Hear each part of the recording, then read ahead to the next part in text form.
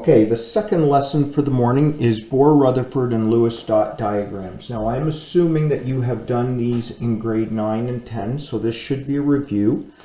First thing, you must be able to figure out how many of each particle that we had. So this is from the first lesson today, so we're just carrying forward. So if we do this, if we go through and just write out what we have of each to begin with.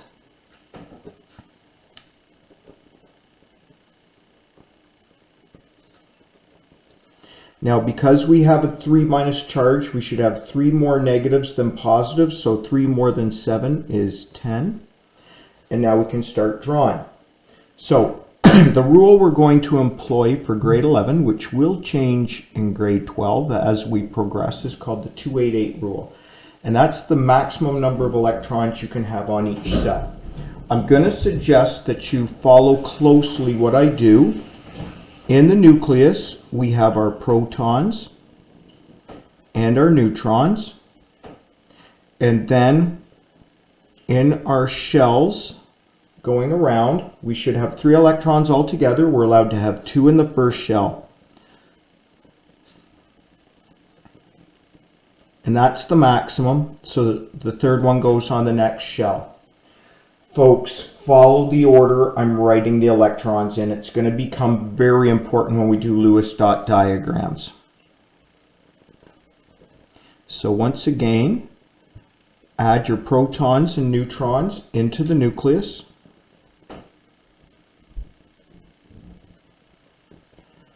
Start to do your orbits.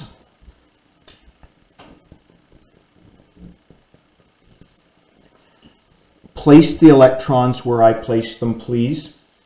In the next shell, I've got 8. 1, 2, 3, 4.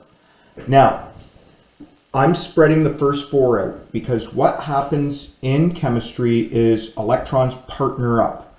So spread your first 4 out and then partner them. Please follow what I'm doing. Now you might think to yourself, why are the electrons partnering when they're negative? They should repel each other. But what happens is electrons have 2 qualities. They have charge, which makes them repel, but then they have spin. So these 2 electrons will have opposite spins.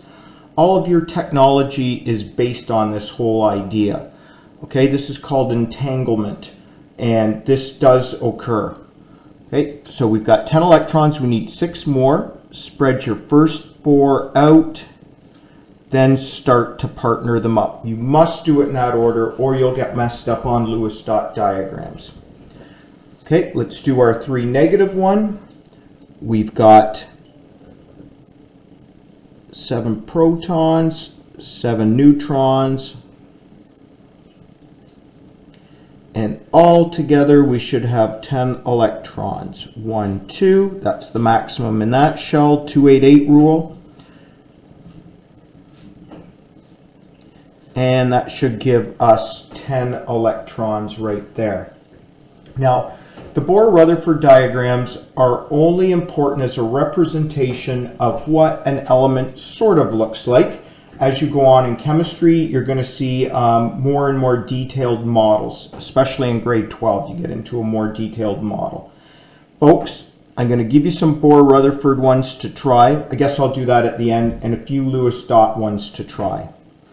So, Lewis dot diagrams are way more handy in chemistry than the Bohr-Rutherford diagrams, and they're way simpler. No protons or neutrons. It's only the electrons that are in the outer shell. These are called valence electrons.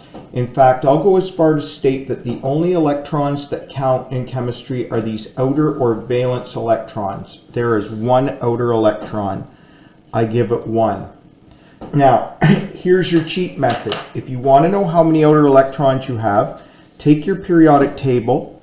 1, 2, I know that says 13, but circle the 3, the 4, and the 14, 5, 6, 7. We ignore column 8 because they don't react.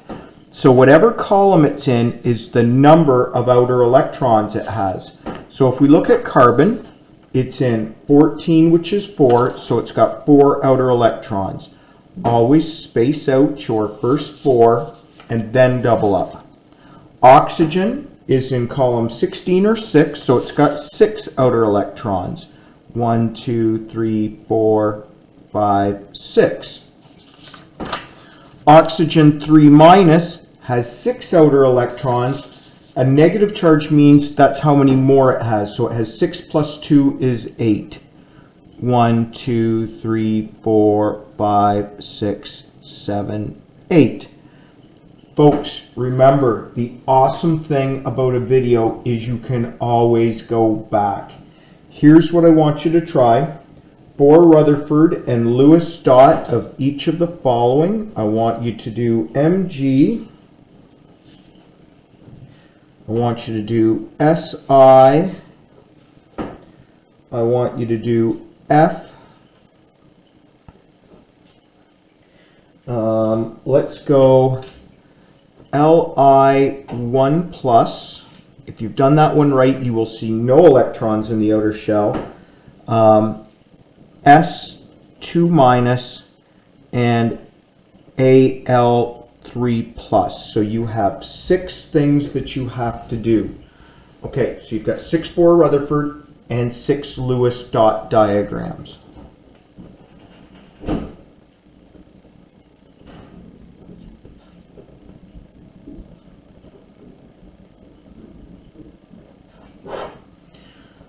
Okay, folks, if you can get that done, that's your morning.